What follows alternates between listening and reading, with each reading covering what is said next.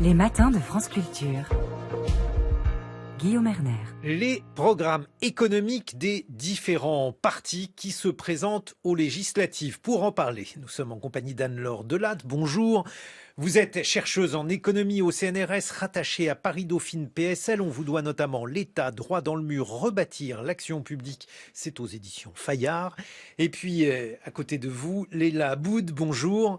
Vous êtes chef du bureau du Financial Times à Paris, et j'ai d'ailleurs le Financial Times sous les yeux, et en une, eh bien, il y a l'un de vos articles, Leila Aboud. Cet article évoque les liens entre le patronat et le Rassemblement national. Vous évoquez à la fois le désarroi, les craintes d'une partie du patronat français et des milieux économiques à l'idée que le Rassemblement national pourrait arriver au pouvoir. Mais avant d'évoquer cela, j'aimerais que vous nous donniez toutes les deux votre diagnostic sur l'économie française. Leila Aboud, que pensez-vous de notre économie ?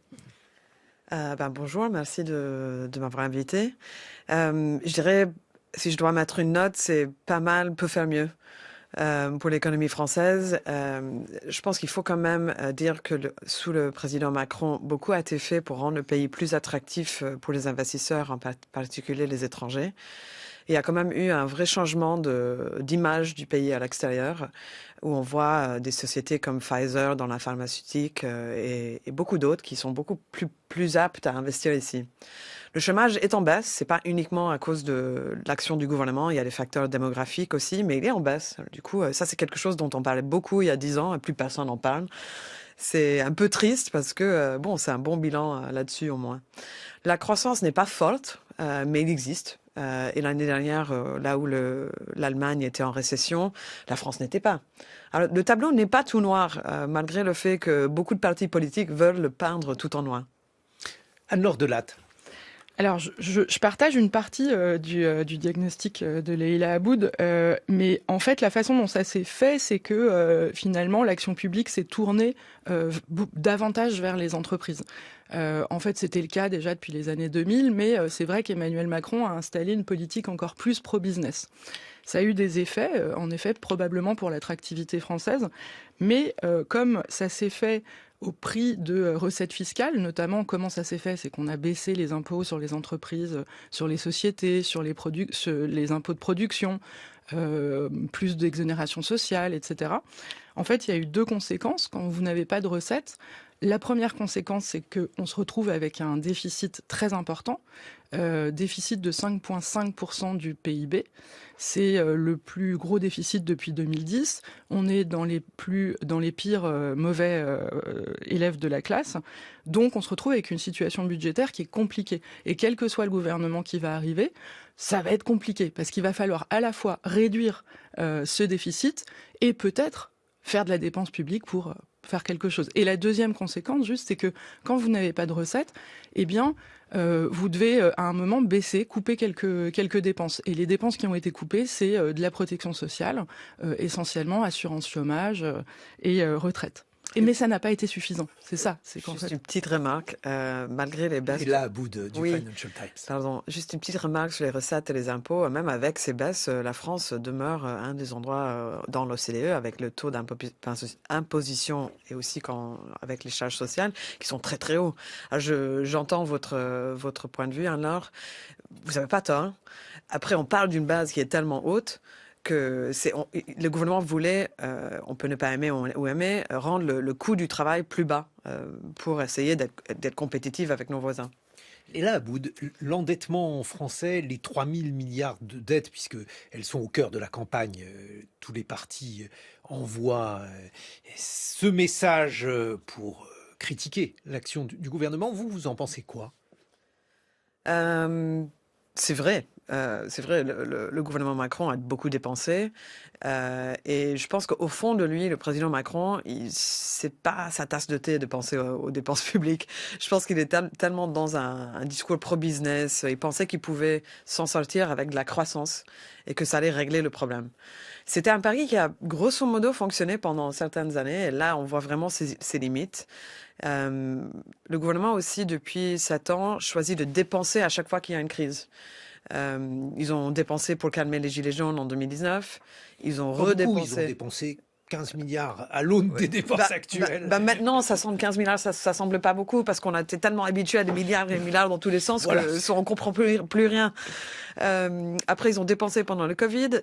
À mon avis, c'est justifié. Après, est-ce que c'était bien ou pas bien dépensé intelligemment? On peut avoir le débat, mais grosso modo, je pense que personne va les en vouloir d'avoir fait ça.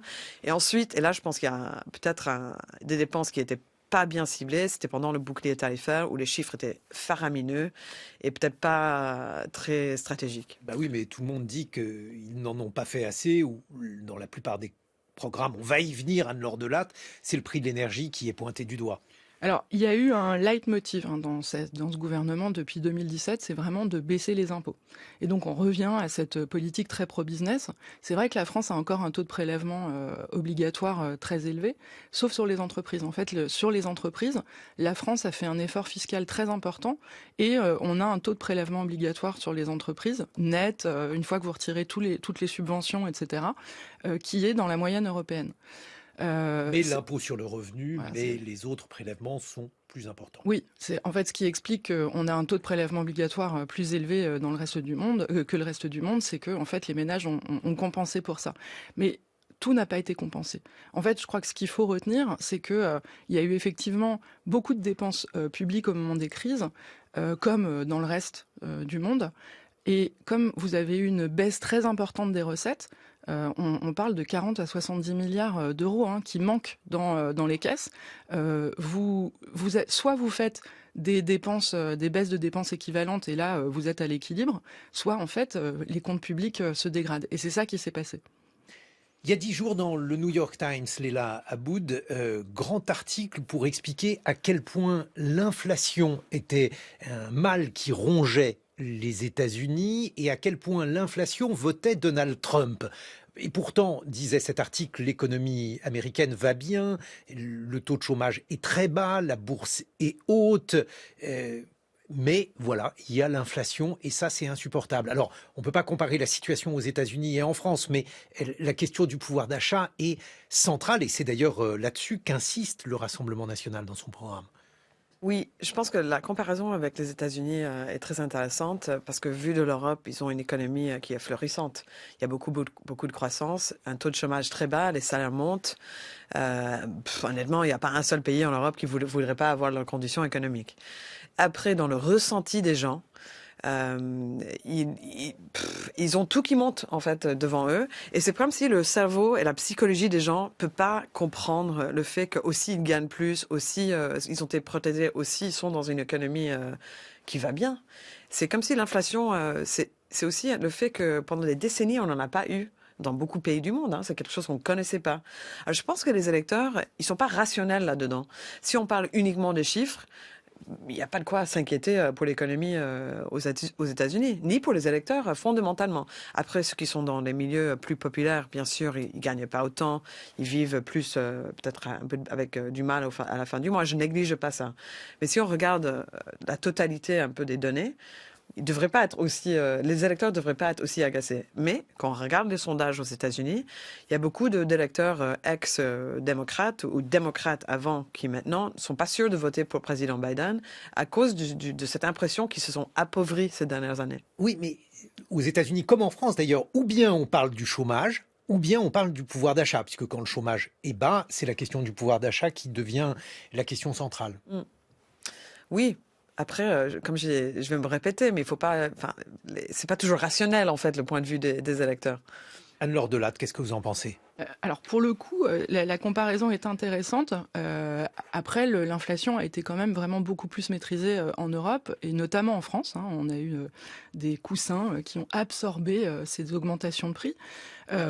Donc, pour le coup, le pouvoir d'achat s'est vraiment dégradé, mais c'est dégradé de façon moins importante. Maintenant, vous parliez des mesures du Rassemblement national qui dit OK, je vais faire mieux pour le pouvoir d'achat des Français. Moi, ce que je vois essentiellement, c'est une baisse de la TVA sur les produits énergétiques.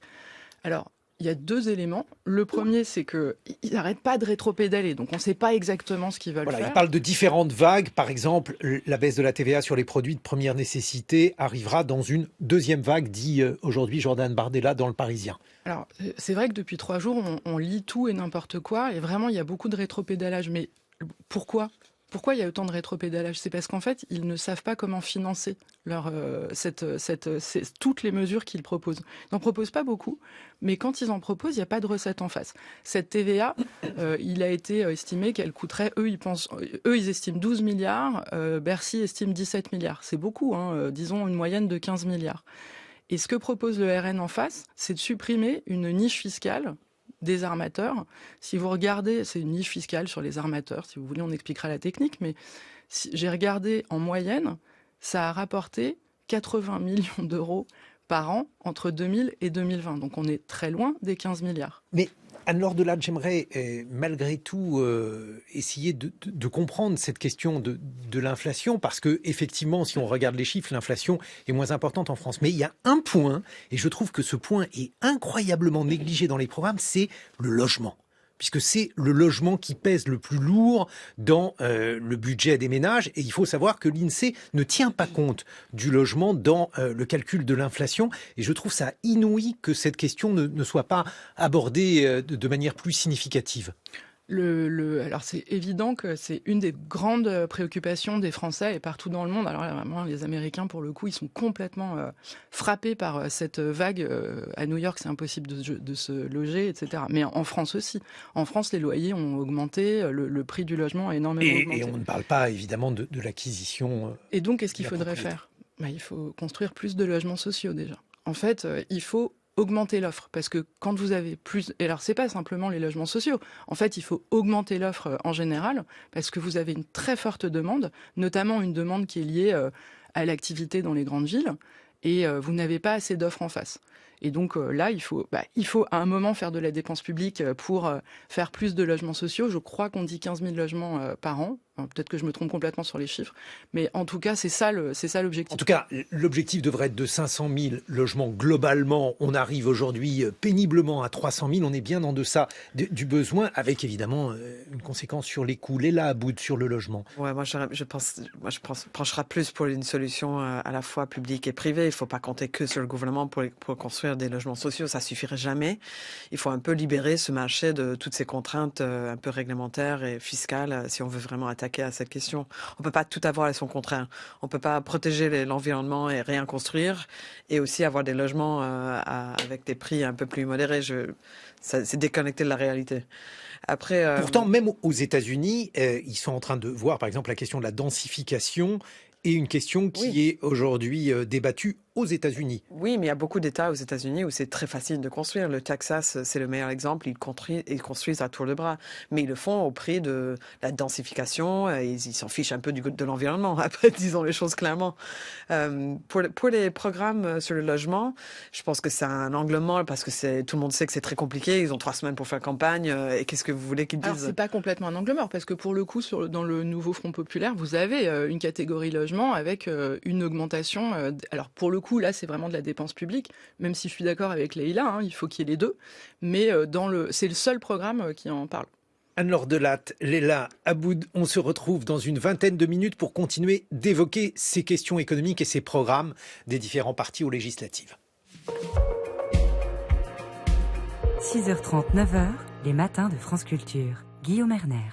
Nous évoquons les programmes économiques des différents partis avec un constat sur l'économie française, où le chômage a considérablement diminué, où l'inflation a été maîtrisée, mais la dette, elle, a considérablement augmenté. Nous sommes en compagnie d'Anne-Laure Delatte, chercheuse en économie au CNRS, rattachée à Paris-Dauphine PSL. On vous doit l'État droit dans les murs, aux éditions Fayard. À côté de vous, Leïla Aboud, chef du bureau du Financial Times à Paris. Et j'ai sous les yeux la une du Financial Times. Vous avez signé un article consacré au patronat français face à la possibilité, à l'éventualité de l'arrivée au pouvoir du Rassemblement national. Alors que vous ont dit les patrons? Comment voyez-vous les choses, Léla Aboud? C'est pas mon point de vue, je vais vous dire ce que j'ai entendu pendant mon reportage. Je dirais qu'en début de semaine dernière, quand on a eu les premiers sondages qui montraient évidemment le Rassemblement national en tête, au début, le milieu économique était flippé de voir ça. Sachant que le programme économique, je pense que c'est généreux de l'appeler un programme. On ne sait pas ce qu'il y a dedans, ça change souvent. Ils n'ont jamais vraiment mis sur le papier quel était le programme économique. Jordan Bardella l'évoque aujourd'hui, il parle de plusieurs vagues pour redonner du pouvoir d'achat aux Français avec notamment l'énergie, puis les produits de première nécessité. Je persiste ici, ce n'est pas un programme. En tout cas, le milieu économique au début était un peu dans l'inquiétude vis-à-vis de ça. Et ensuite, quand la gauche s'est réunie et que le programme économique, ou au moins les quelques premières idées sont sorties vendredi, je dirais qu'il y avait pas mal de personnes dans le monde économique qui étaient encore plus inquiets du programme de la gauche. Alors du coup, ça c'est toutes ces conversations en privé. Ils vont pas vraiment dire ça en public, évidemment, pour ne pas se mêler d'une élection. Mais il y a une certaine crainte que les dépenses qui seront très importantes si la gauche arrivait au pouvoir sera peut-être pire de ce qu'ils auront avec le RN. Après, je pense aussi à un calcul un peu plus ce qui vient de leur intérêt personnel du monde économique, c'est que je pense qu'ils pensent fondamentalement que le RN peuvent être influencés, qu'ils peuvent peser sur le programme et peut-être le rendre moins dommageable pour le business. Anne-Laure Delatte, sur le programme du RN, donc Jordan Bardella dit aujourd'hui diminution des coûts de l'énergie, abrogation de la réforme des retraites et de la réforme du chômage, de l'indemnisation chômage. Qu'est-ce que vous en pensez, votre regard sur ce programme ? Effectivement, c'est difficile d'appeler ça un programme parce qu'en fait, depuis vendredi, il y a eu un message assez confus. On nous a d'abord dit, je crois que ce week-end, les retraites, il parlait d'une retraite à 60 ans juste pour une partie de la population. Alors, ensuite, nous permettrons, je vais citer Jordan Bardella, nous permettrons aux carrières longues, ceux qui ont commencé à travailler avant 20 ans, de partir à la retraite avec 40 annuités à un âge légal de 60 ans. Non, mon message principal, c'est surtout qu'on a lu tout et n'importe quoi dans les 3 ou 4 derniers jours. Ce qui explique cette confusion, c'est que le Rassemblement national ne lève pas d'impôts.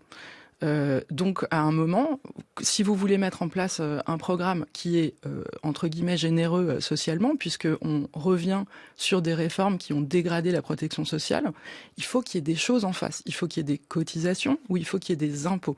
Et là, il n'y a rien du tout dans ce programme. Au contraire, vous avez une baisse des cotisations sociales pour les entreprises qui augmenteraient les salaires de leurs salariés.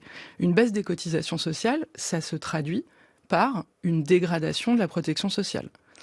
Donc, moi, ce que je retiens du Rassemblement national, c'est que c'est plutôt pro-business sur le papier, dans le sens où il baisserait les cotisations sociales. Il ne reviendrait pas du tout sur les baisses d'impôts, impôts sur les sociétés, impôts de production qui ont été faites sous Emmanuel Macron. Donc, en fait, ils ne reviennent pas du tout sur les baisses de recettes. Et en même temps, il faut quand même le dire, c'est un programme économique pro-business et xénophobe. C'est la grosse différence, évidemment, avec le programme d'Emmanuel Macron. Alors, Anne-Laure Delatte, je poursuis dans ce que je lis dans le programme du RN. Alors, il y a diminué la contribution de la France au budget de l'Union européenne. Bon, c'est 2 milliards, donc ce n'est pas énorme. Il y a un certain nombre d'économies qui sont attendues de la préférence nationale, comme par exemple la suppression de la CMU. Je crois que c'est ça qu'il faut avoir en tête. Du point de vue justement de ces économies attendues de la préférence nationale, justement, est-ce qu'il n'est pas possible d'escompter des économies substantielles? Je mets de côté, bien sûr. Je vais vous répondre de façon rationnelle. Et après, je vous dis un élément politique. De façon rationnelle, qu'est-ce que ça veut dire une politique de préférence nationale? Ça veut dire que vous pouvez couper les subventions de la cantine. La plupart, en fait, une grosse partie des Français se fait subventionner sa cantine. Ça veut dire qu'on ne paye pas exactement les 8 euros que ça coûte, d'accord ? C'est ça que ça veut dire, une préférence nationale. Mais Ça veut dire c'est la mairie. Oui, tout à fait. Donc mais on ce peut sont couper. les mairies, qui décident. Oui, mais on peut couper des subventions dans tous les sens et se retrouver avec des élèves en classe qui ne pourront pas aller à la cantine parce qu'il y a une préférence nationale. Alors, par exemple, il y a la CMU qui est nationale et donc Alors, juste pour continuer, il y a des possibilités. Que la mairie, ça n'est pas. Je pense que la cantine, c'est du registre des municipalités. Oui, mais si vous coupez les budgets des municipalités, il y a un moment où, en fait, c'est ça. Ce qui se passe, c'est qu'ils vont faire des choix pour couper des subventions parce qu'ils n'en ont plus. Et c'est ça qui peut se passer dans des mairies Rassemblement National, dans des régions Rassemblement National. Donc, concrètement, ça veut dire, la préférence nationale, ça peut vouloir dire que vous avez des élèves en classe qui ne peuvent plus aller à la cantine. Je vous donnais cet exemple-là, mais la CMU, c'est la même chose. D'un point de vue rationnel, ça peut baisser un peu de dépenses publiques, mais c'est pas du tout suffisant. On disait tout à l'heure qu'on a un déficit de 5,5% du PIB. À un moment, c'est pas en baissant les quelques dépenses sur les personnes issues de l'immigration, ou je sais même pas comment il faut les appeler, puisque la préférence nationale, ça veut dire que si vous supprimez le droit du sol, ça veut dire que vous avez 1 ou 2 parents étrangers, vous n'êtes plus considéré français. Et c'est ça mon élément politique. C'est-à-dire que au-delà de ma réponse politique, au-delà du fait que non, c'est pas sérieux budgétairement, vous n'allez pas redresser les comptes de la France en coupant des dépenses publiques sur des gens qui ne sont plus considérés français. Mais en plus, c'est ça la question qu'il faut se poser, parce que si c'est ça leur programme, c'est essentiellement ça leur programme, on a peut-être une responsabilité morale à le juger de cette façon-là. Léla Aboud, lorsqu'il y a eu le Brexit en Angleterre, est-ce qu'il y a eu une forme donc de préférence nationale de fait? Est-ce que ce genre de choses est aujourd'hui quelque chose qui pourrait exister dans la politique britannique? Je dis ça parce que le RN se défend donc de toute xénophobie en expliquant que son programme économique est en réalité un programme qui est appliqué dans un grand nombre de pays où les nationaux bénéficient de choses que les non-nationaux n'ont pas. Non. Au Royaume-Uni, ils n'ont pas mis en place quoi que ce soit sur la préférence nationale. C'est quand même une économie, globalement, si je schématise, qui est beaucoup plus libérale et capitalistique. Mais non, même avec le Brexit, qui est un tournant populiste au Royaume-Uni, on n'a pas totalement jeté à la poubelle le modèle démocratique. Je dirais qu'il y a certains pays où il y a l'équivalent d'un programme pour favoriser les entreprises locales dans les achats ou dans les contrats. Ça existe aux États-Unis et les Européens voulaient le faire eux-mêmes, mais ils pouvaient pas se mettre d'accord. Après, c'est pas du tout la même chose qu'une préférence nationale, que je trouve quand même est quelque chose d'assez troublant comme idée. Et toujours sur la question, donc, cette fois-ci de la baisse de la TVA sur le gaz, l'électricité, Anne-Laure Delatte, 17 milliards, dit le Rassemblement national, escompté donc de diminution et donc de coûts pour l'État. Oui, alors c'est là encore une fois que le constat, c'est qu'il n'y a pas de recette en face. C'est estimé entre 12 et 17 milliards. La seule recette qu'ils mettent en face dans un article la semaine dernière, c'est la suppression d'une niche fiscale, en particulier la niche fiscale sur les armateurs qui a bénéficié fortement. Vous l'évoquiez tout à l'heure. Ouais, alors ça a bénéficié fortement à CMA, CGM pendant le Covid, mais c'était complètement exceptionnel. Le patron est considéré et supposé, je ne sais pas quel terme employer, être proche de la majorité au pouvoir. Alors en plus, il y a probablement, mais ça, moi je suis économiste. Mais juste pour vous donner, pensée politique. Oui, mais pour vous donner des éléments. En fait, il y a eu cette niche fiscale sur les armateurs. Elle a rapporté au maximum 5 milliards. Enfin, pardon, elle a... 80 millions, disiez-vous tout à l'heure. En fait, elle coûte à l'État 80 millions d'euros en moyenne entre 2000 et 2020. Et à un moment, elle a coûté jusqu'à 5 milliards d'euros, mais c'était complètement exceptionnel pendant le Covid. Donc ça n'est pas sérieux de mettre en face d'une dépense de 17 milliards une niche fiscale, la suppression d'une niche fiscale qui vous ferait récupérer en moyenne 80 millions d'euros. Les armateurs disent que, et bien évidemment, cette niche fiscale est indispensable à... Non, mais au-delà du fait qu'elle soit indispensable, parce que derrière une niche fiscale, il y a toujours un chien qui aboie.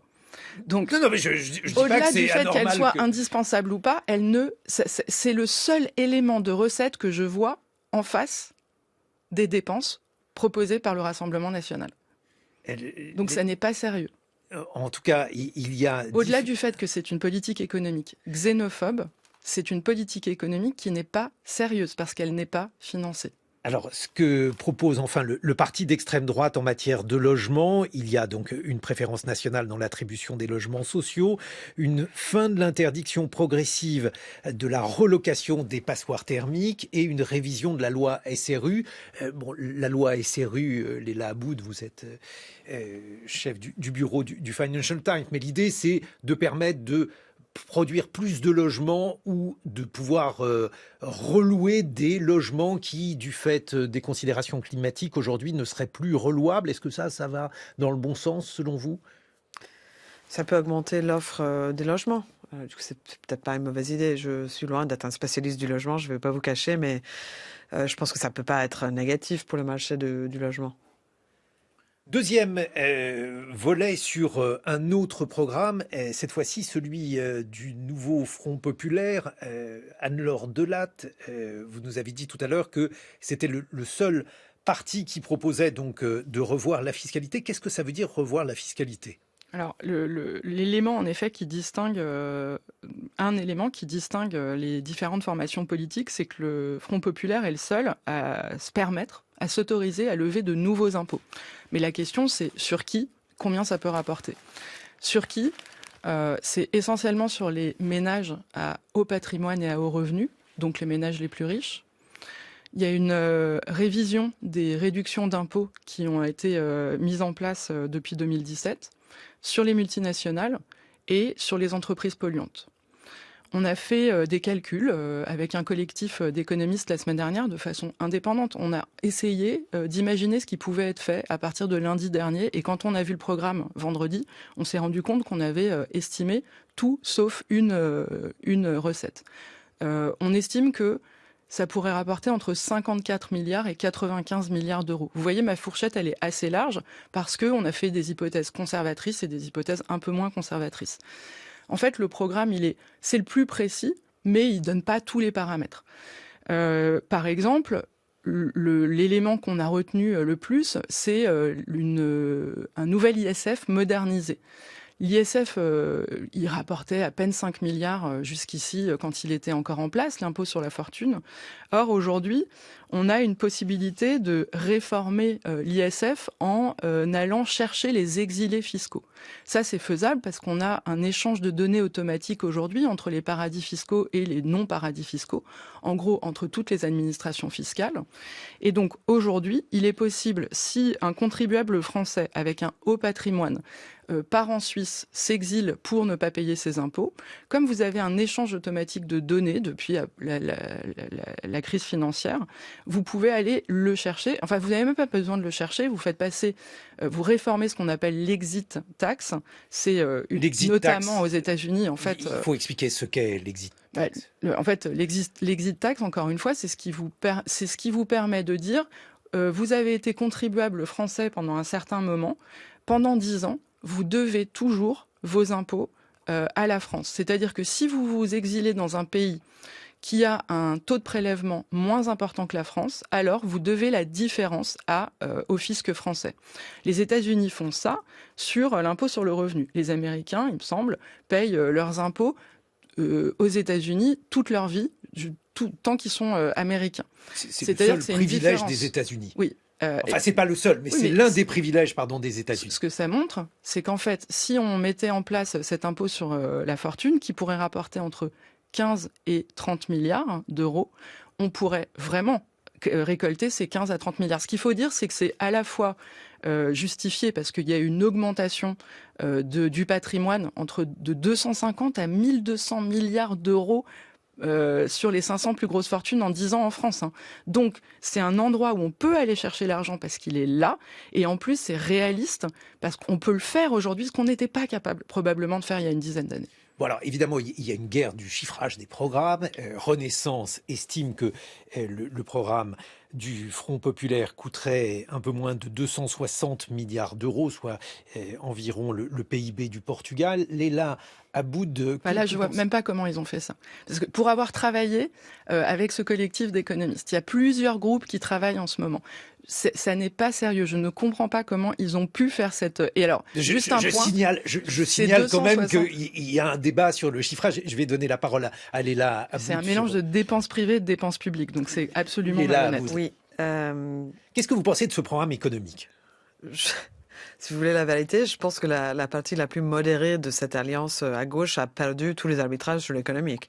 On a les idées qui sont vraiment de l'extrême gauche pour la plupart sur l'économie. Le seul endroit où peut-être les socialistes ont limité les dégâts, c'est que au lieu de baisser l'âge de la retraite à 60, ce qui sera très très cher, ils ont réussi à juste dire qu'ils voulaient abroger la réforme de Macron qui le ramènerait autour de 62. Soyons honnêtes, on peut ne pas être d'accord sur les chiffres, mais la philosophie derrière ce programme économique, c'est quand même quelque chose qui est anticapitaliste profondément. Qu'est-ce qui est radical en fait? Parce que par exemple, il n'y a pas de nationalisation, on n'est pas sous Mitterrand. Si je dézoome un peu, et là, il y a quand même des similitudes des deux côtés, sur l'extrême droite et l'extrême et la gauche. Enfin, peut-être là, je vais être clair, je vais parler de la partie la plus radicale de la gauche, pour être vraiment juste. Tous les deux se méfient de la mondialisation. Tous les deux se méfient ou veulent s'immiscer dans le fonctionnement du marché libre. Tous les deux ont un espèce de fantasme qu'on peut prendre ses décisions tout seul en France et que le monde extérieur n'existe pas. Je pense, je les mets absolument pas sur le pied égal. C'est pas ce que je veux dire. On parle d'économie. Mais en économie, ils sont des manières différentes. Tous les deux, les extrêmes, je dirais. Je mets pas toute la gauche dans le même panier. Ils sont dans le même délire, ou un délire. Enfin, c'est des délires différents. Voilà, par exemple, Léla Aboud, il y a, par exemple, la volonté de laisser, alors vous pouvez prendre le verre à moitié plein, à moitié vide, 92% des Français verront donc leur prélèvement obligatoire rester stable, 8% auront leurs impôts qui augmenteront. Ou baisser, mais baisser 8%, puisque vous augmentez les impôts sur les 8%. Il y aura 14 tranches, je vais essayer de présenter ça de manière synthétique, il va y avoir 14 tranches de créées et il y aura donc des prélèvements supérieurs effectivement pour 8% et donc des Français. vous faire du transfert sur 9 Français sur 10. Quoi? Je pense que c'est trop, mais c'est un avis personnel. Après, c'est les choix de société, tout ça. L'électeur va choisir, et j'espère qu'ils vont choisir tout en connaissance de cause. Ce sont des choix de société, sauf que d'après ce que vous disiez tout à l'heure, cette société, elle est liée à une économie mondiale également. Oui. Alors, sur le plan... je trouve juste, pour les 14 tranches, faut comprendre que quand on parle des 8% des riches, c'est pas que des milliardaires. Il y a beaucoup de gens qui gagnent pas tant que ça, qui vont être frappés par ces hausses. Mais comme je dis, ça, c'est des choix. Ça se fait, ce choix. À mon avis, c'est pas le bon. Mais moi, je suis pas la base électorale, je représente pas la base électorale de toute la France. Alors, non, mais vous représentez une observatrice extérieure. Anne-Laure Delade, je sens que vous êtes en train de bouillir. Non, mais juste pour revenir sur 2 éléments. Le premier, sur l'impôt sur le revenu, c'est pas du tout la source principale des recettes, puisqu'en fait, en gros, ce que vous pouvez faire, c'est simplement que vous étalez les tranches de façon différente. Aujourd'hui, un ménage qui perçoit, qui gagne entre 27 000 et 80 000 euros par an a le même taux de prélèvement. Donc, tout simplement, on dit, on va faire 2 ou 3 tranches là-dedans. Et donc, ça vous permet d'augmenter un peu les impôts sur les plus riches pour les redistribuer sur les autres. Mais ça, c'est pas ça, la recette. Après, sur le protectionnisme dont parlait Leïla, en comparant l'extrême droite et la gauche sur le côté mondialisation, moi, je suis un peu étonnée parce qu'en fait, ce protectionnisme, tout le monde en parle. C'est-à-dire que aujourd'hui, l'Europe, elle a accepté d'avoir une politique plus de souveraineté. Elle vient de mettre des tarifs douaniers sur la Chine. Donc en réalité, on a eu un changement de paradigme là-dessus. C'est assez différent. J'aimerais qu'on parle du programme, cette fois-ci du gouvernement, de Renaissance. Et là, c'est une suite des affaires courantes. Qu'est-ce que vous en pensez? Qu'est-ce que vous pensez de cette politique économique? Je dirais que c'est le seul parti où au moins on sait où ils vont. c'est à peu près la même direction qu'avant, c'est-à-dire de suivre une politique de l'offre, d'essayer de augmenter la croissance. Et ce qu'ils font un peu, Gabriel Attal a fait des annonces la semaine dernière qui vont dans le sens d'essayer de booster un peu le pouvoir d'achat des ménages. Mais il y en a une qui est par exemple une mutuelle à 1 euro, il y a un autre qui il s'engage à augmenter les retraites avec l'inflation, qui était une piste d'économie si vous voulez faire ça, mais ils l'ont écarté. C'est des petites choses, je dirais, parce qu'il veut avoir un papier où il parle du pouvoir d'achat dans tous les médias, ce qu'il a eu. Après, je dirais pas que le programme économique ou la politique économique du président ou son gouvernement va beaucoup évoluer. Sur le programme du gouvernement, Anne-Laure Delatte. En fait, le problème du gouvernement, c'est qu'il est coincé parce qu'il s'est engagé le 17 avril vis-à-vis de la Commission européenne dans son programme de stabilité. Il s'est engagé à réduire les dépenses publiques de 60 milliards d'ici 2027 pour réduire le déficit public et le ramener à l'objectif 3%. Donc en fait, ce que raconte le gouvernement, je suis tout à fait d'accord avec Leïla, que ça va être une continuité.